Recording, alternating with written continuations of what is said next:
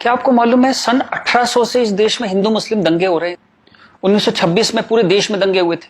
क्या यूपी, लाहौर, मुंबई, तमिलनाडु, कोलकाता सब जगह अलग अलग वक्तों में दंगे होते रहे हैं। तो ये जो एक गंगा जमनी तहजीब है ये कहाँ है? अगर इतने दंगे होते रहे, सौ साल से दंगे हो रहे हैं, तो कहाँ है ये गंगा जमनी तहजीब? चलिए एक और तरह से देखते हैं। आजादी का आंदोलन चला, गांधी जी हमारे लीडर थे, हम सब उन्हें प्यार करते हैं, बहुत आदर करते हैं, कोई इसमें डाउट ही नहीं है। अंबेडकर से गांधी जी का एक बार टकराव हुआ तो गांधी जी ने आमरण अनशन कर दिया अंबेडकर के घर के सामने। ये बात है 1932 की। आखिर में अंबेडकर को झुकना पड़ा, पूना पैक्ट हुआ और अंबेडकर ने एक बात कही जो बहुत प्यारी है, जो मैं गैलीलियो की बात, टक्कर की बात मानता हूं, नेवरदलेस इट मूव्स, उस टक्कर की बात मैं मानता हूं। अंबेडकर ने कहा बात तो मेरी सही है, लेकिन इस वक्त आपकी जान चली जाए ये ठीक नहीं है, क्योंकि अभी देश को आपकी जरूरत है आजादी के लिए, तो मैं अपनी मांग वापस लेता हूं। हालांकि बात तो मेरी सही है। कितनी प्यारी बात थी। उस आमरण अनशन से अंबेडकर को झुकना पड़ा। 1939 कांग्रेस का अधिवेशन तिरुचुरी, सुभाष चंद्र बोस जीत गए थे कांग्रेस अध्यक्ष के लिए, सीतारामैया हार गए थे। लेकिन गांधी जी ने कहा कि नहीं, बोस नहीं बनेंगे वरना मैं छोड़ दूंगा कांग्रेस, ये वो बहुत कुछ टेंट्रम थ्रो किया। तो सुभाष चंद्र बोस ने त्याग पत्र दिया। यहां भी गांधी जी की जिद आगे आई। अंग्रेजों के खिलाफ भी उन्होंने भूख हड़ताल करी तो अंग्रेजों को झुकना पड़ा। तो लोगों के दिल में ये सवाल है, मेरे दिल में सवाल था, जब मैं 7th 8th स्टैंडर्ड में था तो मैंने अपने टीचर से पूछा था, जब जिन्ना ने कहा कि इस देश का पार्टीशन होगा, बंटवारा होगा, तो गांधी जी ने उसके घर के सामने आमरण अनशन क्यों नहीं किया? इस सवाल का जवाब कौन देगा? मुझे आज तक इस सवाल का जवाब नहीं मिला। खैर उसके बाद जिन्ना अड़ गए तो पार्टीशन हुआ। 47 में पार्टीशन में करीबन 15-20 लाख डेड बॉडीज, जो हिटलर नहीं कर पाया, 15-20 लाख डेड बॉडीज हमने देखी। कुछ करोड़, 1-1.5 करोड़ लोग यहां से उजड़ के वहां गए, वहां से उजड़ के यहां आए। पूरी ह्यूमन हिस्ट्री में इससे ज्यादा डेंजरस, इससे ज्यादा खतरनाक चीज कुछ नहीं हुई।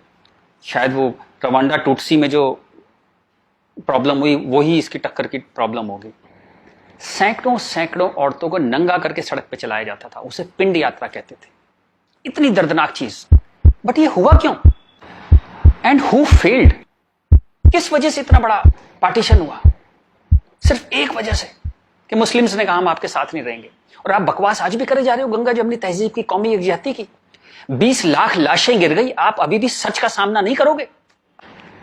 उसके बाद जो पार्टीशन से लोग आए, यहां बहुत सारे शहरों में रहे और अगले 20, 25, 30 साल बड़ी गरीबी में रहे। ना उनके पास पैसे थे, ना कैंप बोल दिया जाता था, वहां कैंप में रहते थे। बहुत तकलीफों से उन्होंने 20-30 साल बिताए।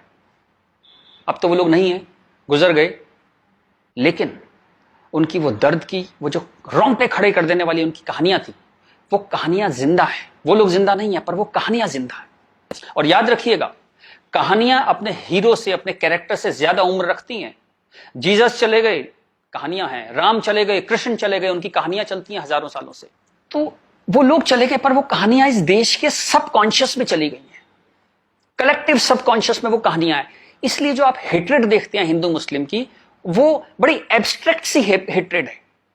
उसकी कोई शेप नहीं है, आप मालूम भी नहीं पड़ता किस वजह से या किस चीज के लिए, पर वो है। फिर आजादी हो गई, सरकार बन गई, कॉन्स्टिट्यूशन आ गया। उसके बाद फिर अजीब अजीब सी चीजें होने लगी इस देश में। शरिया की बातें होने लगी। 4 शादियां कर सकते हैं, हां कर सकते हैं। शाहबानो आती थी तो पूरा पार्लियामेंट उल्टा लटक जाता था सुप्रीम कोर्ट को दबाने के लिए। ये कुछ अजीब अजीब सी चीजें होने लगी इस देश में।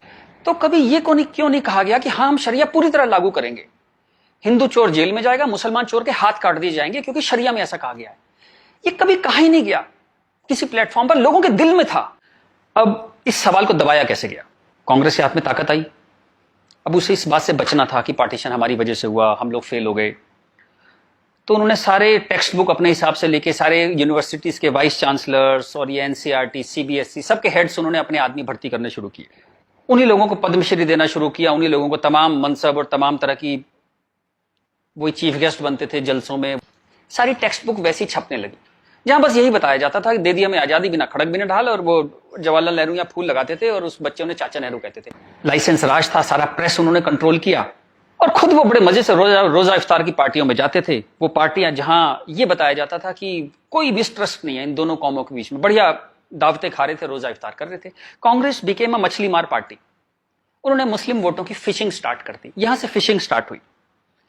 और अगेन वही बात कैरेट, एक बार जब बात समझ में आ गई तो फिर जितने नए नए लीडर आने लगे, लालू, मुलायम and so on, Mamata Banerjee, सब वही फिशिंग में लग गए।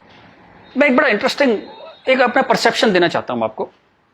ब्रिटिशर्स जो 47 में इंडिया छोड़ के चले गए, मान लीजिए आजादी के बाद वो यहीं रह जाते, मान लीजिए जैसे साउथ अफ्रीका में हुआ, वहां से जब अंग्रेज छोड़ के गए तो सारे अंग्रेज छोड़ के नहीं गए, बहुत सारे अंग्रेज वहीं रह गए अफ्रीका में। आप उनकी क्रिकेट टीम देखते हैं ना, सारे उनके ग्रीम स्मिथ और पोलक और सब उनके एबीडी, सारे उनके प्लेयर्स जो हैं, जो नेशनल हीरोज हैं, वो वाइट हैं। एक दो रबाडा वगैरह, रबाडा और वो सब खेल लेते हैं, बट मोस्टली वाइट्स खेलते हैं। अंग्रेज वहां से छोड़ के नहीं गए, वहीं रह गए।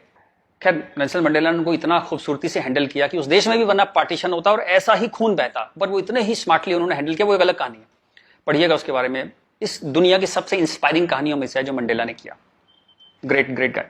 खैर अगर यहां ऐसा होता कि ब्रिटिशर्स यहां रह जाते, तो मैं आपको एक मेरा ये एक आकलन है, तो 20-30 साल बाद एक पॉलिटिकल पार्टी पैदा होती जो उनके वोट की फिशिंग करती, और हमें यह समझाया जाता कि हिंदुस्तानी और ब्रिटिशर्स में कभी कोई झंझट था ही नहीं। They were friends, they were happy. हम मिलके होली, दिवाली, ईद मनाया करते थे।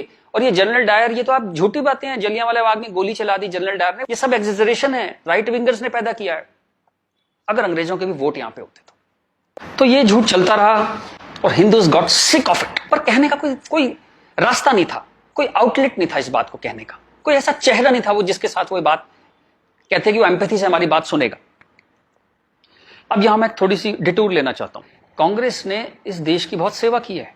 अगर इतनी मॉडर्न आउटलुक के नेहरू जी ना होते तो देश यहां तक ना पहुंचता। उतनी भयंकर गरीबी में जब दंगे भी थे, वॉर भी थे, नेहरू जी ने इसरो के बारे में सोचा, एटॉमिक पावर के बारे में सोचा, आईआईटीज के बारे में सोचा। Great guy. जो उनकी अच्छाइयां वो अच्छाइयां हैं, बट इसी के साथ जो गलतियां भी उन्होंने बहुत बड़ी करी। एक इतनी बड़ी चीज को, एलिफेंट इन द रूम जिसको बोलते हैं, डायनासोर आपके सामने खड़ा था, आप उसे एड्रेस, उसका सॉल्यूशन नहीं निकाल पाए। कम से कम हाँ तो कहते डायनासोर खड़ा है। और झूठ ऐसे ऐसे चलाए, जैसे कश्मीर के बारे में झूठ चलाया। 370 का तो कुछ हो नहीं सकता भाई। महाराजा हरि सिंह ने यही शर्त पे विलय किया था कश्मीर का, क्योंकि 370 उन्होंने तब किया, तो कुछ हो ही नहीं सकता इसका। अब पता लगा ये झूठ है, महाराजा हरि सिंह ने ऐसा कुछ साइन ही नहीं किया था। ये तो दलाल टाइप के लोगों ने 1.5 साल बाद, 1.25 साल बाद लाए 370, और अंबेडकर ने साफ साफ मना किया कि नहीं है ये 370 नहीं लगाऊंगा, इतनी खराब है ये। फिर भी लगा दिया आपने, जबरदस्ती ठोक दिया आपने। अब मैं अपनी बात पे वापस आता हूं कि नरेंद्र मोदी कोई आदमी है ही नहीं, ये वो खूंटी है जिस पे इस पूरे देश ने अपना ये जो बरसों का गुस्सा है, 50 साल का नहीं, 150-200 सालों का गुस्सा टांगना शुरू कर दिया उस खूंटी पे। डिस्कशंस स्टार्टेड हैपनिंग, गुस्से को एक जगह मिली, एंगर फाउंड अ वेंट। चलिए एक और बात करते हैं। मेरा मानना है कि हम लोग एक एहसान फरामोश कौम है। जी बिल्कुल ठीक सुना आपने, हम एहसान फरामोश लोग हैं। गुरु अर्जुन देव, गुरु तेग बहादुर, बंदा बहादुर, भाई मती दास, हकीकत राय, गुरु गोविंद सिंह, आपने नाम सुने, सिख गुरुज, उनके साथी। जब हिंदू कौम इस्लामिक रूलर से बहुत परेशान थी, फोर्स कन्वर्जन हो रहे थे, बहुत जुल्म हो रहे थे, जजिया वजिया बहुत चीजें थी, तो इन्होंने हिंदुओं को बचाने के लिए ये सब कुर्बानियां दी। किस गुरु को जिंदा जला दिया गया, किसको गर्म तवे पे भून दिया, बात समझ रहे हैं आप, जैसे सब्जी बनाते हैं आप, गर्म तवे पे जिंदा भून दिया, किसको आरे में से बीच में से काट दिया, किसको रुई से बांध के जला दिया, किसके बच्चों को दीवार में चिनवा दिया, किसके बच्चों के दिल निकाल के बाप के मुंह में ठूस दिए। ये सब कहानियां हमने पढ़ी, इनकी कविताएं हम स्टेज पे गाया करते थे जब हम छोटे थे। हकीकत हूं, हकीकत को हकीकत जब बताऊंगा, हूं एक लाखों को हकीकत मैं बनाऊंगा। इस सारे जुल्म को सहकर हिंदुओं में से एक वॉरियर कौम पैदा हुई, खालसा। पर आजादी के बाद टेक्स्ट बुक, कांग्रेसियां टेक्स्ट बुक थी सारी, इरफान हबीब, रोमिला थापर, इन सब ने हमें हिस्ट्री पढ़ानी शुरू करी, और ये कहा गया कि भाई हम बड़े सेकुलर हैं, सेकुलर रहो और प्रोग्रेसिव बातें करो। अगर आपने ये सब बातें करी तो बड़े आप कम्युनल कहलाओगे। तो हम बड़े कंफ्यूज से हो गए कि क्या करें। तो कुछ समझ नहीं आया तो हमने सिखों पे जोक बनाने शुरू कर दिए। कल्पना कीजिए, हिंदुओं में से उठी हुई एक कौम जिसने इतने बलिदान दिए, आज हम उसके ऊपर चुटकुले बनाते हैं। बजाय उस कौम को सिर पे बिठाने के हम उस पर चुटकुले बनाने लगे। चलिए, ये वक्त भी देखा इस देश ने। यहां से प्रॉब्लम शुरू हुई। जिन जिन मुस्लिम रूलर्स के हाथों, जिससे पूरे लंबे वक्त में वो जो हमने तकलीफें सही, जैसे ब्रिटिशर्स के हाथों सही, ब्रिटिशर्स चले गए, उन मुस्लिम लोगों के हाथों जो हमने इतनी तकलीफें सही, उनको आजादी के बाद हम कुछ एड्रेस ही नहीं कर पाए और कंफ्यूज हो गए कि ये सब जुल्म हुए भी थे या नहीं थे। ये गुरुओं ने जो इतनी बलिदान दिए थे, जो इतने सैकड़ों सालों से ये जो गुरुद्वारे बने हुए हैं, ये सच्चे हैं कि नहीं है, या ये मोदी ने बना दिए जाके चुप चुप के 200-300 साल पहले मोदी ने बना दिए। अंदर ही अंदर एक कैंसर है, इस गुस्से का एक कैंसर है जो इस देश को खाए जा रहा था कई सौ साल से। वो कैंसर पार्टीशन में दिखाई दिया, आपके दो हाथ काटने पड़े, एक भारत एक पाकिस्तान बन गया, एक बांग्लादेश बन गया, दो हाथ कट गए आपके अंदर इतना बड़ा कैंसर था। लेकिन आप क्या करते हैं, आप लिपस्टिक लगाते हैं, पाउडर लिपस्टिक लगा के आप कहते हैं भाई everything is well, all is well. चलिए इस प्रॉब्लम को एक और तरह से देखते हैं। तो ये भारत पाकिस्तान बांग्लादेश तीनों को मिला दें तो करीबन 50 करोड़ मुस्लिम लोग हैं यहाँ पे रहते हैं। ये कहां से आए? इतने मुस्लिम तो अरब में भी नहीं है, मिडिल ईस्ट में इतने मुस्लिम नहीं है। इस देश में पारसी भी आए, बुद्ध हैं, राजपूत हैं, सिख हैं, बहुत कौमें हैं, ये क्यों नहीं हो गए 50 करोड़? इस क्वेश्चन का क्या आंसर है? फिर एक दलाल टाइप के जो लोग हैं उन्होंने एक नया नैरेटिव स्टार्ट किया। ये पिछले 25-30 साल से ज्यादा जोर पकड़ा इस नैरेटिव ने, 20-25 साल से, कि ये प्यार से कन्वर्ट हो गए, ये हिंदू ही थे, प्यार से कन्वर्ट हो गए। वेरी गुड, वाह। ये कहा गया सूफी संत आते थे, दरवेश फकीर वकीर आते थे, उन लोग प्यार से कन्वर्ट हो गए। मैं आपको एक एग्जांपल देता हूं। जैसे हमारा एक बहुत बड़ा देश था, ऐसे एक बहुत बड़ा देश था पर्शिया, वहां पारसी रहते थे और वो कलाओं में, ट्रेड में, एजुकेशन में बहुत ऊपर देश था, उसकी वो पूरी सिविलाइजेशन बहुत हाई पे थी। ये मिडिल एजेस की बात है, मुस्लिम्स का अटैक हुआ, करीबन 25-30 साल में एक भी पारसी जिंदा नहीं बचा, सारे देश छोड़ के भाग गए, मर गए, लूट हत्या बलात्कार, और 25-30 साल में एक नया इस्लामिक मुल्क बन गया। बाद में जिस मुल्क का नाम पड़ा ईरान। सारे पर्शियंस कहां गए? कुछ भाग के तो हिंदुस्तान भी आ गए थे। वो प्यार से कन्वर्ट हो गए। ऐसा प्यार इस दुनिया ने कई बार देखा है, अफ्रीका में, एशिया में, ऐसा प्यार 25-30 कंट्रीज ने बर्दाश्त किया है और वो 25-30 कंट्री टोटल इस्लामिक बन गए। और लेटेस्ट कश्मीर, जब वहां से 3 लाख 4 लाख हिंदू भगाए गए तो वो प्यार से भागे वहां से और पूरा कश्मीर इस्लामिक हो गया। Make no mistake, it's a caliphate. जो बगदादी करता है खलीफा जो अपना साम्राज्य बनाता है जहां सिर्फ मुस्लिम होते हैं और अगर गैर मुस्लिम है तो उन्हें डिम्मी बन के रहना पड़ेगा, खत्म होकर रहना पड़ेगा, वो कैलिफेट है इस्लाम की। इस वक्त कश्मीर में, हिंदुस्तान में कैलिफेट है। 1921 में मालाबार में दंगा हुआ था, वहां भी कैलिफेट बनाने की कोशिश की गई थी। कुछ 50,000 या 1 लाख हिंदुओं को बाहर निकाल दिया था वहां से, फोर्स्ड कन्वर्जन किया था, तो तब नहीं बना पाए। लेकिन आज कश्मीर में कैलिफेट है, ध्यान रखिएगा। ये आपकी गुलदस्ता और कश्मीरियत, जमहूरियत, इंसानियत सबके बीच में एक कैलिफेट बन गई। लेकिन आप कहते हैं कुछ हुआ ही नहीं है। और जब ये 3-4 लाख हिंदू वहां से भगाए गए 1 महीने के अंदर, तब कॉन्स्टिट्यूशन सो रहा था, इंटेलेक्चुअल सेमिनार कर रहे थे, गंगा जमनी तहजीब पे सेमिनार कर रहे थे और इस तरह की तमाम रोजा इफ्तार की दावतें चल रही थी। Happy, everybody was happy. और जो पूरी तरह इस्लामिक नहीं बना, उसके टुकड़े हुए, जैसे हिंदुस्तान के टुकड़े हुए, सूडान के टुकड़े हुए, और आपकी और हमारी जिंदगी में, हमारे लाइफ टाइम में स्वीडन के टुकड़े होंगे। आज से 15-20 साल के अंदर स्वीडन टूट जाएगा। ये एक प्रोसेस है जो पूरी दुनिया में चल रहा है। आप या तो बहुत भोले हैं, देखते ही नहीं, या आप इतने मूर्ख हैं कि दुनिया में क्या हो रहा है आपने कभी देखा ही नहीं, या आप झूठे हैं, या आप दलाल हैं। अगर आप इस पूरे प्रोसेस को मना करते हैं कि नहीं ऐसा कुछ नहीं था, यहां तो बड़ी गंगा जमनी तहजीब थी, आप इन सब में से एक है, या हो सकता है सब कुछ हो। चलिए मैं आपके साथ एक एक्सरसाइज करता हूं। आपके एक दादा होंगे, एक दादा परिवार है, दादा, चाचा, ताऊ, बुआ, फूफा, उधर के उनके बच्चे, सब एक पूरी फैमिली ट्री वो है। एक नाना की तरफ से है, तो एक आदमी करीबन ऐसे 10-15 परिवार उसके आसपास होते हैं। इसके बाद आप कॉलेज, आपका कॉलेज, स्कूल कॉलेज, जहां 50-100 स्टूडेंट हैं, जिसमें कुछ दोस्त हैं जो आपके साथ ट्रेवल करते हैं जिंदगी भर। फिर आपका मोहल्ला, आपकी कॉलोनी, वहां भी आप 10-20 परिवारों को जानते हैं। यूं कहें एक आदमी मोटा मोटा 700-800 हज़ार लोगों की खबर उसको होती है, डायरेक्ट खबर, चाहे मिले ना कि कोई बहुत दूर रहता है, लेकिन हाँ पता लगता है उसकी शादी हो गई, उसके बच्चा हो गया, डेथ हो गई, कुछ बहुत अच्छा हो गया, बहुत बुरा हो गया, खबर आ जाती है कहीं ना कहीं से। अब मैं आपसे एक्सरसाइज करता हूं, पिछले 20, 30, 50 साल में ये इन 1000 लोगों में से कितने लोग मुस्लिम बने, कितने लोग कन्वर्ट हुए? आंसर मिलेगा 0। क्या हुआ? सारे सूफी, दरवेश, फकीर रिटायर हो गए, आईपीएल देखने चले गए, इस्लाम की कशिश खत्म हो गई। दोस्त, जब तक गर्दन पे तलवार ना हो ना, कोई कन्वर्जन नहीं होता, या बहुत सारे पैसे ना हो, कोई कन्वर्जन नहीं होता। उसके बाद पार्लियामेंट पे अटैक हुआ, इस देश की पार्लियामेंट पे अटैक हुआ, और उसमें शामिल अफजल गुरु, उसके सम्मान में, उसके समर्थन में लोग खड़े हैं, हजारों हजारों लोग मुसलमान खड़े हैं, और हमने तब भी कुछ नहीं कहा। इस देश में हाहाकार नहीं हुआ। मुंबई में कुछ साल पहले आजाद मैदान में एक रैली हुई, किस लिए हुई? रोहिंग्याओं के समर्थन में। आपका क्या लेने देना रोहिंग्याओं के समर्थन में? और रैली के आखिर में क्या हुआ? जो शहीदों के लिए स्मारक बना है, फौजियों के लिए, शहीदों के लिए जो स्मारक बना है, उसको जूते मार मार के तोड़ दिया। इतनी नफरत आपके मन में इस देश के लिए, और कोई कुछ कहता ही नहीं, कोई कुछ कह ही नहीं पा रहा था। ये चल रहा था इस देश में।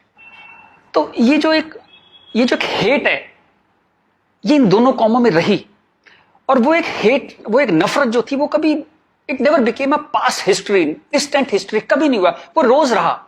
कभी वो अफजल गुरु के रूप में आ गई, कभी वो क्रिकेट मैच के रूप में आ गई, कभी कश्मीर, कभी आजाद मैदान, वो हमेशा कभी ना कभी उसके न्यू एडिशंस आते रहते थे। एक और एक्सरसाइज करते हैं।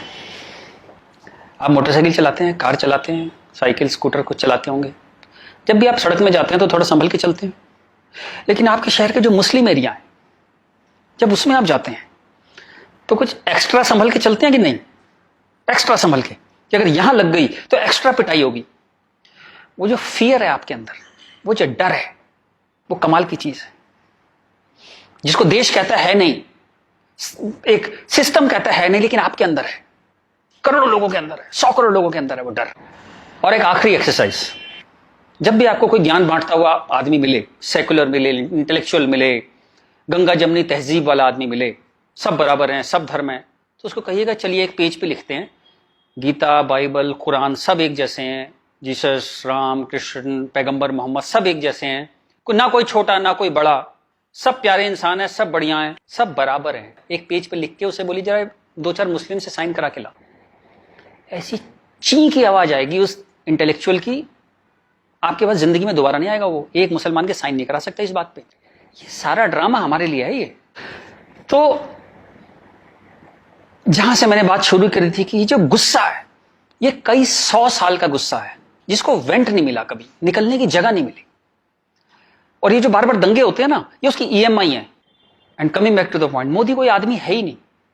मोदी वो मौका है, और वो गारंटी है कि इस बार जब शाहबानो पार्लियामेंट में आएगी, कि हलाला हो गया, कि 4 विवाह हो गया, कुछ हो गया, इस बार पार्लियामेंट ब्लैकमेल नहीं होगी। वो एक शख्स नहीं है, वो एक इमोशनल बाम है, एक इमोशनल मलहम है, जिसकी इस देश को कई 100 साल से जरूरत थी। और अगर आप सोचते हैं कि एक आदमी क्या कर सकता है, तो दोस्त, कैसे आकाश में सुराख नहीं हो सकता, एक पत्थर तो तबीयत से उछालो यारो।